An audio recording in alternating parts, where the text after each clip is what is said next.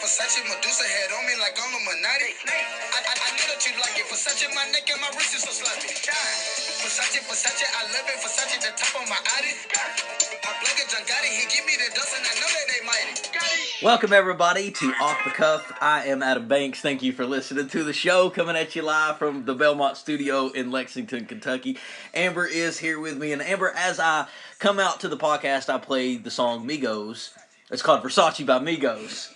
And the reason I bring that up, Amber, is because Versace is hitting the spotlight again. Yes, he is. And anybody who's known me since probably birth knows that I am a Versace fan. You wear Versace clothes? I would love to wear Versace clothes, but I have a feeling that my husband would tell me I do not have Versace money. So. Well, what's going on is Gianni Maria Versace is getting a story done on him by the, what's it called? It's American Crime Story. It is Ryan Murphy, Brad Falchuk. I think I said that right, Falchuk. Mm-hmm. They are the creators of American Horror Story, which everybody loved. It's been out, I guess, now for eight years now. I think they've been doing it since about 2010, maybe 2011.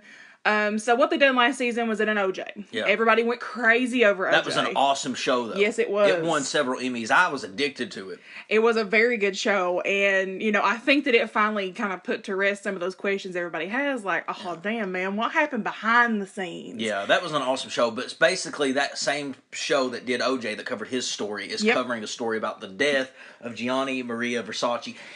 He was murdered, right, on the front steps of his home? On the front step, July 15th, 1997, Versace woke up. And it actually, it just depicts everything that happened from the time he woke up until the time he was shot. Yeah. And he woke up that morning in this obviously lavish house, because I'm pretty sure that they actually were given the rights to go into the Versace mansion in Miami. Yeah. So a lot of things are shown. Definitely, we would never live this way. I mean, this man just, everything around him was beautiful. Right. So he wakes up, he goes downstairs, has breakfast by a swimming pool, you know, that's absolutely immaculate and just beautiful. His help brings him, you know, his food, and his help all, you know, love and adore him.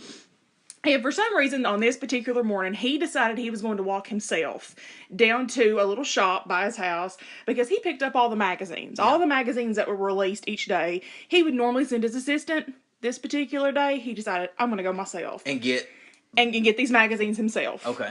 So he goes, and nobody knew he was planning on doing that himself that day. Well, now his boyfriend, who is portrayed by Ricky Martin in the series, I think his name is Antonio, sees him leave, so, you know, he kind of kisses him goodbye, you know, as he's going on out, because everybody's going on about their daily routine. Yeah. You don't ever wake up thinking, oh man, today's the day I'm gonna die. And what time was this? This was roughly around 8 o'clock in the morning. Okay, early. Yep, we'll say probably about 8:30, because I think he was shot at like 9:05. And was he coming home? He was coming home, so he was stopped by some tourists on his way, and they asked him, you know, oh, can we get your autograph? And that has been proven to have been a true event. Yeah. And he said, no, you know, not today, but thank you, you know. He walked down, got his magazines, was coming home, and unfortunately, a 27-year-old Filipino, or I guess half Filipino, half American boy, I'm going to say boy because I feel like his actions were very much childish, named Andrew Cunnan, actually saw Versace trying to get into his gate. Man had his key in the door of his gate, was 2 seconds from getting in his house.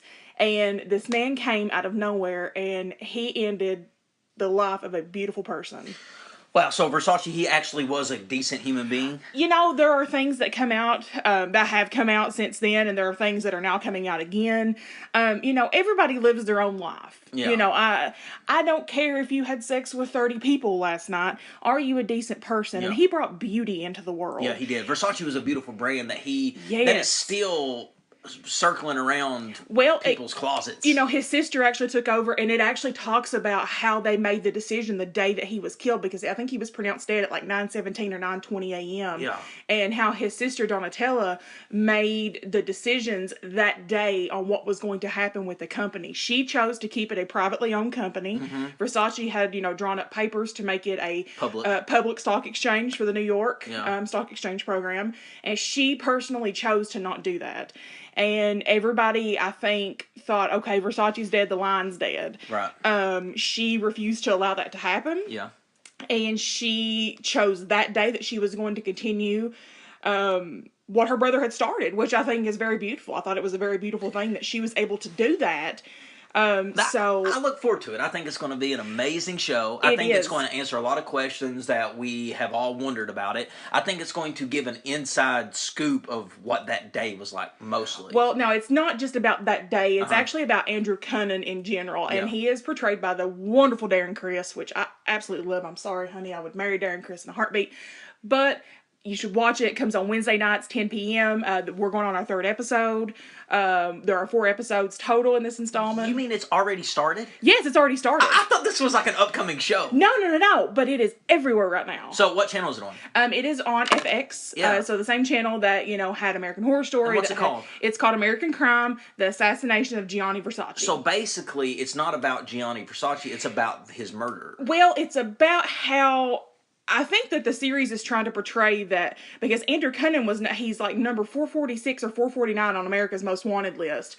And the series is shaping it to appear as though Versace is the catalyst that made this young man decide that he needed to live this life of grandeur. And that's basically what it's about. So if you want to see just action-packed, beautiful cast, Penelope Cruz, like I said, Darren Criss, Ricky Martin, one of the girls from Orange is the New Black is on there. It's just a good show. Well, Wednesdays at 10. Definitely have to watch it. Now, Amber, a tragic story, a tragic death has happened once again. And it was... Her name was Cranberry? No. What was her name? Dolores Riordan. Yeah. Unfortunately passed away on the 15th of this month.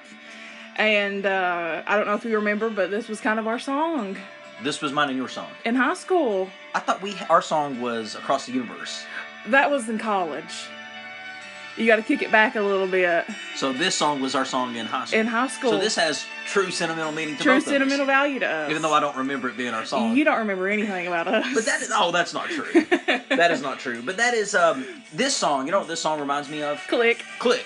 Not Stephen Click. Not Stephen Click, but it reminds me of Adam Sandler's movie Click, because they kept playing this song throughout the entire movie. But, so the woman, the lead singer of the band Cranberry. The Cranberries. Yeah, the Cranberries. She passed away. She did, unfortunately. At 46 years old. She did. It's very sad. They had taken a hiatus, and they were actually getting back together. She was actually recording at the time that she passed away. Yeah, this song right here, I don't care how many songs they did. No song got bigger than this one.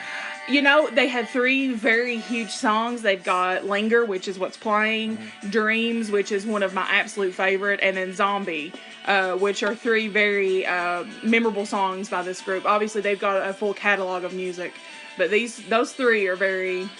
46 though. Why 40? Why did she die at 46? Did they say what was going on? Well, they did, release a few things about her, but unfortunately it's going to be one of those things we got to wait for an autopsy. Yeah. She was extremely depressed. Yeah. Kind of, things that everybody deals with, so it just goes to show, it doesn't matter how famous you are or how beautiful your voice is,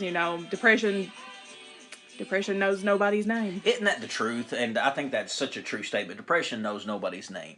It doesn't matter how much money you got, what your lifestyle is like. Everybody is subject to depression. Yes. People can get depressed. Some people can become depressed on their own. They're not clinically depressed, but they become... I think clinically depressed is when it's chemically imbalanced. Clinical depression can be, whether it's a chemical imbalance or whether, it is your environment. Clinical depression is clinical depression. Okay, so I thought clinical depression was not your environment. I thought there was a difference, and I thought clinical was in your brain, and I thought regular depression... No, that just means that you actually have a diagnosis, and that's unfortunately what kind of gets people is people don't ever want to admit that things aren't beautiful and things aren't, as fascinating as they want other people to believe that they are. They don't want to admit they're depressed. They're like embarrassed of it. Well, it's defeating. It's a very defeating thing because you can't put your finger on it. You can't physically see it. It's not like breaking your leg. Yeah, or your knee. You feel that you've lost at life if you're depressed because life is beating you up. Exactly. You have succumbed to your surroundings, which we are taught from a young age. You need to rise above. What was that old saying they used to tell us? Shoot for the star. Shoot for the moon. Even if you miss, you'll be with the stars. Yeah, and it's people like Dolores, who is 46 years old, depressed, has all the money and the fame in the world, and people like her, like Robin Williams, people like that become depressed. And it just shows that it's not just people. That can't make you happy in the world if you have all that. Because No, there's it too many doesn't. people out there that have depression, just like people who don't have a pot to piss in. Exactly. There is no cure for depression. I have been suffering from depression since I was about 12. Yeah. So we're going on, oh my goodness, like 18 years now.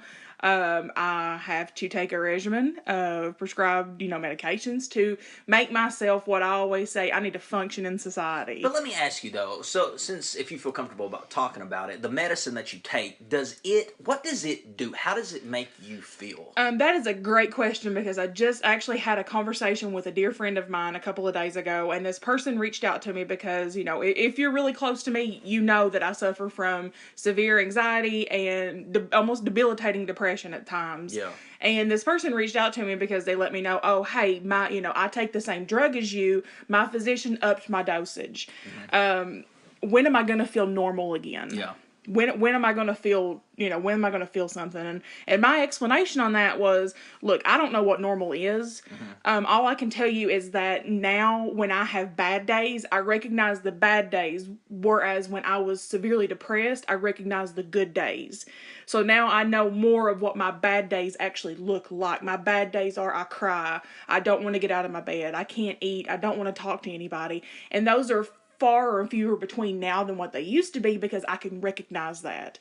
Whereas when I was in my deep spiral, I didn't recognize that. So you're saying that the medication helps you realize your bad days? Well, no, I mean, it does, obviously, it has, it balances out your chemical imbalances that you have. So it kind of numbs your bad days in a way? No, it doesn't numb. It just helps restore balances within, obviously within your brain that you should have always had. Now, each drug is going to do something different. You've got SSRIs, you've got, what else do you got? So are you an advocate of yes. medication for people who are depressed? I'm an advocate for whatever's going to help you not feel that way. Yeah. I mean, if it's you need to go out and you need to run 3 miles a day, by God, I will move my car over so you've got the right of way. So how come it don't help everybody? How come there's still people that fail to the everybody's body disease. Is different. Yeah. Everybody's different. Yeah. What might work for me is not going to work for you. The best example I can give of that is my mother and I. We both suffer from very similar issues, and we were both actually on the same regimen of medications, and a drug that worked for her absolutely done the opposite effect for me. Yeah. It made me very aggressive. It made me Yeah. very angry. It Yeah. made me want to lash out at people. Really? So, here are two people with similar genetic makeups, Mm-hmm. same disease, Mm-hmm. same medications, opposite effects. Yeah. My body metabolized something different than the way her body did. Well, that just goes to show that no matter how much money, fame, or your age, that you could be falling under that deep hole of depression. They say it's the darkest place you will ever go. It is. It really is. It's the most lonely place. I had somebody tell me, because I did, I'd done therapy for a while, and I had somebody explain to me that depression could obviously be no worse than hell because you live in your own personal hell. Oof. That's terrible. Well, Amber, let's change the subject. Let's get off that. Switch gears here to something really exciting for me. I don't know if this will be that exciting for you, but last Monday night, oh jeez, I watched the 25th anniversary of Monday Night Raw. Monday Night Raw. Monday Night Raw is definitely, it was my soap opera back in my day. You know how old women and women, they like to watch Days of Our Lives and Young and the Restless and All My Children, if that's even still on. But all those shows they used to watch. Monday night, for me, was my soap opera. It was a male soap opera. There was a lot of females watched it too, but it was seriously the most entertaining piece of footage ever shown on television. It was great. Every Monday, the Austin versus McMahon feud, the WCW Monday Night Wars, DX, Val Venus, Godfather and his Hoe Train, all these things. Did you just say Hoe Train? Yeah. All of these things were on Monday Night Raw back when I watched it, but I started to think, what made Monday Night Raw so successful? It was because everything worked together at one time. Everything they had all just kind of exploded at once. And I looked at when I watched Monday Night Raw. It started in 1993, and it's still going on today. I started watching it in 1996. I was 8 years old. About the right time a young kid probably starts watching wrestling. And I remember that it seemed to be from 1996 to when I stopped, 2004, that stretch of wrestling was the best. It was the Attitude Era is what they called it. And I said, what made it so good? It's because everything clicked and worked at once. They had the best announced team. The audience was good. They had it targeted towards 21-year-old and up. They didn't have it targeted towards children. They had the storyline. They had one of the best writers to ever work in an entertainment industry show, Vince Russo.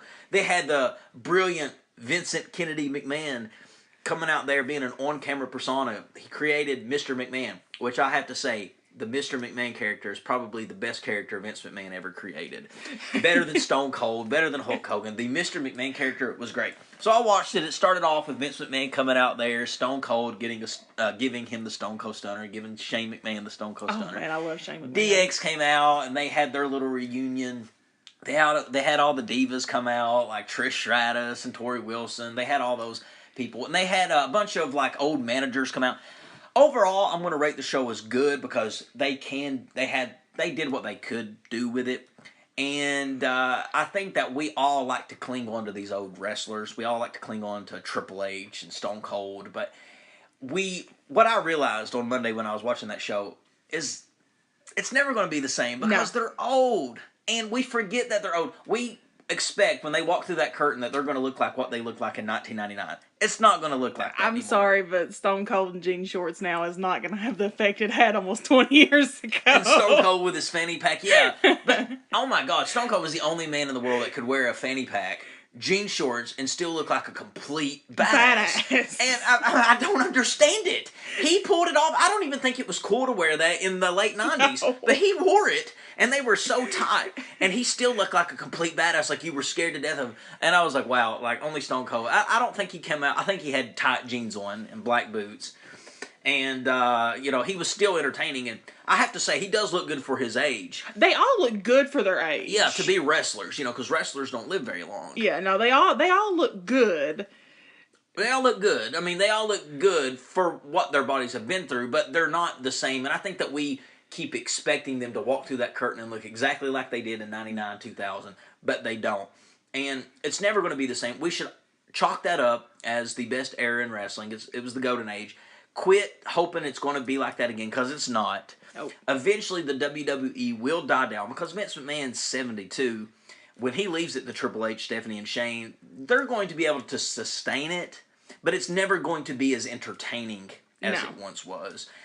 Speaking of Vince, he announced that in 2020, he will be restoring the XFL, which is a football league. He's competing with the NFL. He wants to start out with 8 to 10 teams, and he's wanting to put it on NBC. NBC will cover all the footage, and they are going to have complete rosters for each team and a completely different league. It's a new league, like the NBA, the NFL. There's the XFL.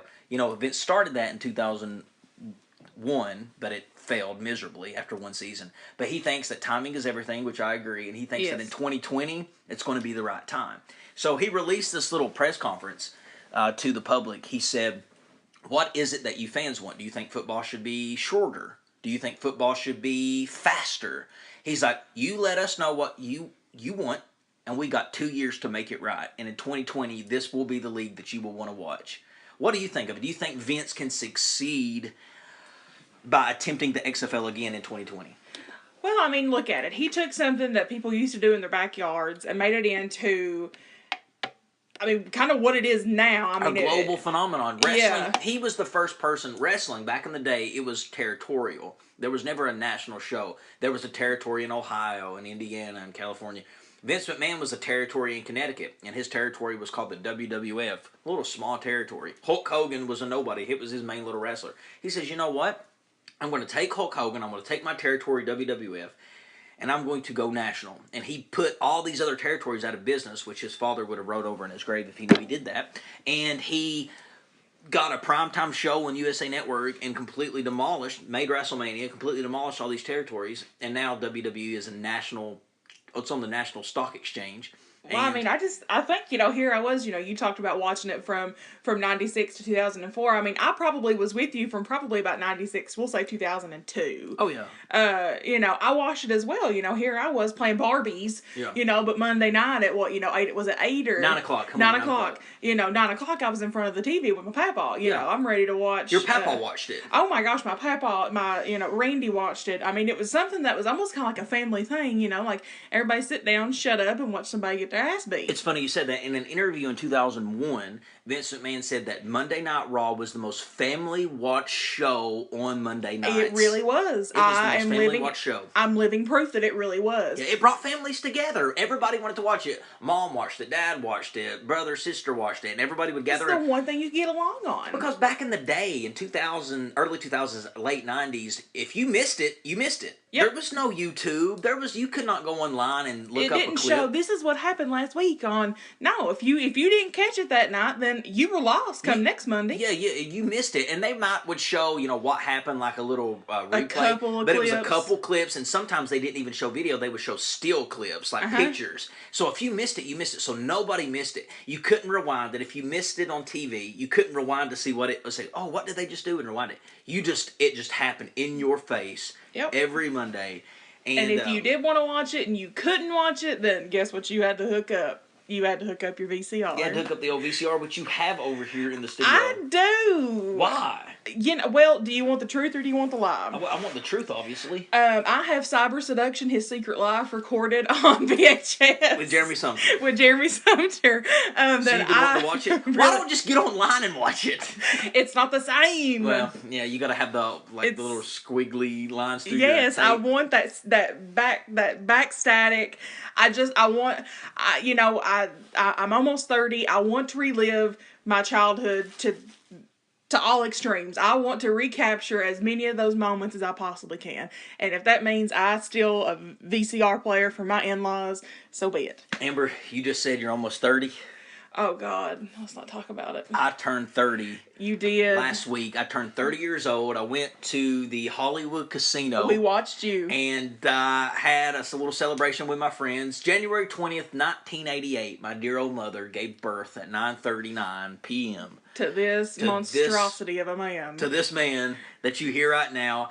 And 30 years later, I am now reflecting back on the 30 years of my life. Because whenever you turn a new decade, you have a lot of self-reflection. You start reflecting a lot about where your life is now, where it was. You start reflecting. You'll know what I'm talking about. I will say this. The hardest day for me, for my birthday, it wasn't my actual birthday. It was the day before. It was being the last day of 29. Because I knew that when it hit 12 o'clock, there was nothing I could do about it. I can never say, oh, I'm 20-something, and that be the truth. I would be lying if I said I was 20-something. I'm no longer 20-something. I never can say it. But I will say this. It has been one hell of a decade. 20 to 29. I couldn't have had a better 20s. I wouldn't have done anything different. I went to the college I wanted to, graduated college, graduated grad school, met some of the best people that I've ever met. I wasn't part of that era, though. You wasn't part of that era. You was part of the... I was 7. But you were a part of the era. Yes, we were very much a part of each other's era. Yeah, you were part of the era for sure in the 20s. Like, I think we became really close in our 20s. I think it was probably like 18, 19 is kind of what really... That shaped it, but the 20s for us, it really... I don't know, we really bonded. You got to remember, it goes back a long time ago. I was 20 in 2008. Yeah. So we were definitely a part of each other's lives. But anyway, I did a lot of self-reflection. And I started thinking, am I a failure? Am I successful? Am I where most people my age are? Do you have Singular? I don't have Singular anymore. I do have Verizon, but I don't know. I mean, I really don't. What is success? What does make a 30-year-old successful? I mean, is it having your own house? Is it having the job that you want? What is successful? So, I decided that what makes a person successful at the age of 30 is someone who can be self-supportive, okay, someone who is happy, and someone who has their health. And I have all three. So, I'm going to say 30 years old, I'm going to say that I'm a pretty successful 30-year-old because I have all three of those things. I'm self-supportive. Yeah. I can buy the things that I want. I'm a happy person, which we talked about a little earlier in the show. That's very important. And I have health. You don't have health, you don't have anything. You can't do anything. No, you dead. Usually if you don't have health. You dead. Yeah, you dead. You dead. But 30 years old, I won't ever forget that girl asking me how old I was, and I said I was 29. Ooh. And she said, ooh. Gross. She said, gross. Ooh, gross. I said, what do you mean, ooh, gross? Do you know how many times I've told that story? And I laugh just as hard each time. Ooh, gross. I'm like, you'll get there one day eventually if you're lucky. You'll turn Gross. 30. Ooh, gross. Like, Gross. go on somewhere. Gross. Are you excited about turning 30? You know, I am. Unfortunately, you know, this year so far it started out a little different than most years. Started school back, full-time college student. Yeah, how's that going? It fucking sucks. Why? So, okay, let me think of the best way I can describe this. I don't have anything in common with these people. I have nothing in common with these Because people. you're almost 30. Well, no, you know what? I think back to when I was, 18, 19, years old. I'm taking a 300 level, biology class. And, it's a night class. Not really happy about it, but, it's a night class. Was there, and, anybody who knows me knows I'm very candid. Yeah. I'm extremely candid. There is nothing in this world that I won't say to somebody. Exactly. If I need to look at you and be like, oh shit, man, I need to fart. I don't care to say things like that. Or if you say my Uggs look oh my, his shoes are terrible. Just let me point that out. Yeah, go ahead. So, walking out of class on a thirsty. I'm tired as hell because I've done been at work all day. I'm a laboratory supervisor. I've done been at work all day, concentrating. I'm going to come in here, listen to this woman talk about some shit that I could get up and teach the class. Yeah. I'm only taking it because the damn colleges I have to. Yeah. So, what class is it? It's human physiology. Okay. So, I could get up and teach this class. Okay. Like, she's talking about blood glucose. I'm a diabetic. She's talking about, arterial blood gases. My husband does that every day, at UK. Okay. So, she's talking about all these things I know everything about. Well, lo and behold, finally leaving. She keeps us over, of course. So, it's almost 9 o'clock. I'm finally leaving. I get out. I'm walking. I'm debating my life. Why the hell am I here? I don't need to be doing this shit. I need to just get this money back and save it. I can find something else to do in life. And lo and behold, there's some girls who are behind me. Now, boys, let me tell you, I am chubby. Mm-hmm. We all know this. Everybody's looking at me right now. I am chubby. Well, everybody's listening to you. Well, in the studio, everybody's looking at me. Yeah. I am chubby. I've went from being, mildly chubby, severely chubby, morbidly obese. I'm back to just mildly chubby now. Okay. And I point that out because if you ain't chubby, by God, you can't say nothing about other chubby girls. Just don't. You're just an asshole then. Yeah. So, there's these girls walking behind me. They're walking. Here I am with my little LL Bean backpack, youth size, because my husband hates me. These girls... You have an LL Bean backpack still? They still sell those? Yes, they do, Okay. and it's a youth size. It lights up and everything. Do people still wear those, or are you the only one that... No. Everybody has them, actually. I actually feel I'm very trendy in that sense. Okay. So, I'm walking, and, I don't wear makeup very often, but I have many friends who do. I have many friends who are makeup artists, who, are estheticians, cosmetologists. Yeah. So, these girls are talking fairly loud. Uh-huh. So, I glance back, because I want to see who in the hell is talking this damn loud at 9 o'clock at night. Yeah. Like, reflect on your life and go home. Yeah. I turn around, and this poor girl, she's extremely big. Her pants don't fit, cutting her in two. Her sweater don't come down enough to cover over that cut, so she's got the muffin top rolling. Bitch don't look like she tripped and fell in a can of paint, as much makeup as she got on. Oh, wow. Her hair is terrible. I'm like, baby girl, don't. And her friend is just as bad. Oh, my God. Amber would never talk about nobody, would she, folks? I think we've established I will talk about every fucking body. Okay, but go ahead, continue. Myself included, though. Myself included. So, her and her friend, they looking like a hot mess. And here I am, I'm walking again, just want to get the hell out of here. Mm-hmm. And she starts telling a story. Mm-hmm. And the story she told, I swear to God, made me blush. And that's almost impossible. Yeah. You can't make me blush. Yeah. So I'm just going to say it is going to be very candid. So if you don't want to hear it, I suggest you mute us for the next 30 seconds. So the girl's talking about how her boyfriend broke up with her. We're 3 days into the semester. I just want to let you guys know that they canceled the first 2 days of classes. So she's downloaded Tinder. because her boyfriend has broken up with her. Yeah. And then she proceeds to tell her friend, well, I went on that date with that Tinder guy I met, and, he fucked me in the ass, but that don't count. Oh, yeah. We talked about this last episode about how... No, not last... This was an off-camera conversation that we had. This is when we just talked on the phone. Oh, we never broadcasted this. Oh so here I am, this girl, and I will not get nearly as hype as what I did when we talked. I've had time to calm down now. It definitely counts. It very much counts. Oral sex counts. I think oral sex, anal all sex counts. It counts. I mean, if you anal sex should count double. It should count double. I mean, because that's a lot of work. That's a lot of work. It's a lot of work for both people to have to go through that. You know what I mean? Bulls, you're 2 days into the semester. You done met somebody on Tinder and let him fuck you up the poop chute. I just don't think that you should be talking about this out in public when there's everybody around. I would think that would damage your poop chute if you had a massive rod going up in there. You know what I'm saying? Something that is supposed to be used as an exit being used as an insert. I feel like it would destroy your poop chute. I don't feel like you would ever be able to poop the same. Do you agree? I'm going to plead the fifth. You probably would. I'm going to plead the fifth. But ladies and gentlemen, there was some more news in the public school industry in high school, Floyd County. A place where me and Amber are both familiar with. It's bordering county, so our home county. A teacher from Floyd County was arrested after they found pot in her car. Teacher's aide, K-9 unit came to the school, which, I mean, is something that happens very often back home. I think more now than what it did when we were growing up. But homegirl put her weed in her car. K-9 unit came through, sniffed her car out, and unfortunately she was taken down.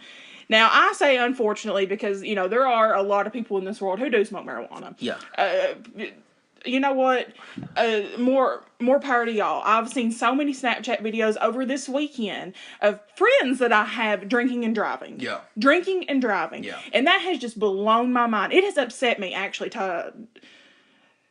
on all levels, I think. You saying to the extent of they show their alcohol Yes, container? there were a couple people who were showing their alcohol containers while they were driving. Ridiculous. So I see people back home getting hype about this girl who had a little bit of pot in the back of her car, but yet I don't see anybody who's getting hype like, oh, hey, you probably shouldn't be doing that because you're going to kill me and you and everybody else around you quicker than you having a little bit of pot in the back of your car that you're just going to go home and smoke. Yeah, the stigma that marijuana still has to a lot of people, especially older people.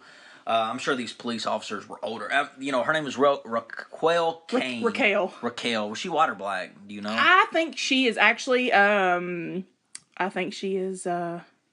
white. I was actually going to try to be PC, but I blanked just then.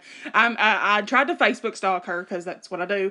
And I found a couple, and if it is the person that I found, she actually looked very nice. She looked like somebody that we'd probably hang out with. Yeah, you would be surprised of the people who smoke. I mean, you would be surprised of the positions people are in that smoke. And it's amazing to me that the stigma of marijuana is still looked down upon when if you would have walked up to her car and was to see 4 or 5 bottles of Jack Daniel empty in the backseat of her car, nobody would have made a big deal of it. Nope. But the fact that they found a little sprinkles of pot in her car, now that she's looked upon as this terrible person, it amazes me that people treat it like that. You mentioned that people in your Snapchat were drinking and driving. You know the difference between a drunk person and a high person? A drunk person will blow through a stop sign. A high person will stop at a stop sign and wait for it to turn green. So Raquel, bless her heart, I hope that she, I don't want to say anything bad about her. She's stupid for having it in her car. Well, but shit, look at all the stupid things that everybody else has done. Yes, but when you go to a place where there's children, you need to really be careful what's in your car. There's children everywhere you go. Uh-huh. So why do I not see people getting on Facebook all the time bitching about, oh, well, this person's dating somebody who's 18 years old and they're a high school teacher. You mean to think that the first 18-year-old they probably touched wasn't 18 before that they started touching them? No. And I'm not saying that to be against everybody, but, I mean, it's just don't pick and choose what you're going to be pissed off about. That's not all that's been happening at high schools, Amber. Marshall County, Kentucky had a school shooting I spent a lot of time in Marshall County. Marshall County borders Callaway County. Callaway County is where my alma mater is in Murray State. Spent a lot of time in Marshall. It's got Anderson's to LBL. So it's close to Murray? You actually have been to Marshall County. Really? Yes. Okay. We actually, when me and Kendra Hall, who has been my best friend since birth, and my mom actually went to visit Murray when we were still in high school. We stayed in Marshall County. The drive-in, remember I used to talk about that drive-in place that me and Ashley and Megan would used to go to eat? That was in Marshall County. So, I mean, there were a lot of things. I know a lot of people from Marshall County. The school shooting happened. I think 2 people died. Unfortunately, there were several people injured. There were 2 children who lost their lives that day, and I consider it a third. Yeah. The shooter was a 15-year-old child from that school. So, I think you've got two 15-year-old children and a 16-year-old child. Yeah, the story is still developing, so I don't think really nobody knows the motive that the child had. Was somebody picking on him? Well, the thing that was the thing, and that's the reason why I say, unfortunately, we had 3 children who were lost that day, is because someone made, one of the children gave a statement that said, the shooter was always really sad and depressed. Yeah. And that links back to what we were talking about earlier. When you are depressed, you don't feel like there's a way out. Yeah. Do I think that you should take it out on other people? No, but I'm here to tell you sometimes you can't help it. Yeah. Sometimes you just can't help it because you can't control yourself. Exactly. If you can't control yourself, you definitely can't control what you do in your surroundings. Well, what I found interesting about this story is that the news media, they showed it on the news. It appeared on the ticker and CNN and Fox News and all that, but it wasn't blown up to be this big deal. So that just proves that the media really does have control over what they want to make a big deal out of. Yep. If they wanted to make a big deal out of this, they could have made it a top story and everybody would have put more attention on it. So it's amazing how much control the media has on the entire world's mind. They want to convince you that, this is a big story, this ain't. This is a big story, this ain't. Because whatever they're showing, people like to watch and be like, oh, okay, well, this must be a big story because everybody's talking about it. Marshall County, there was no difference in Marshall County and some of these other school shootings. Now, granted, there were more deaths with the schools like Columbine and Virginia Tech. A death is a death. It doesn't matter if there's 20 deaths or if there's 5 deaths. It's still children. Still children. It's still children. Yeah. And it's still someplace, again, I mean, that goes right back to, to the Floyd County incident. Schools are supposed to be safe. Yep. Schools are supposed to be safe. So you mean to tell me they went and found some pot in that girl's car, but yet the parents of the children who attend these schools are pissed because we think we want to put armed guards. We want to put armed guards. But yet that's don't do that. Very sad. And prayers go out to the family and the people of that school. Well, Amber, we're about ready to wrap things up. Are you going to watch the Super Bowl next weekend? I am. The Patriots, again, are in the Super Bowl. Tom Brady, unbelievable. Bill Belichick, unbelievable. They play the Eagles. I'm not going to watch for that. Yeah, they play the Eagles. My friend Chongo Notes is a huge Eagles fan, and I'm rooting against him just because he's a fan. Because he is definitely annoying when it comes to liking the Eagles. But we'll talk more about the Super Bowl after the Super Bowl. But Amber, I want to thank you for being in the studio and doing another episode of Off the Cuff. Thank you, Mr. Banks. And we'll see you in the next episode, everybody.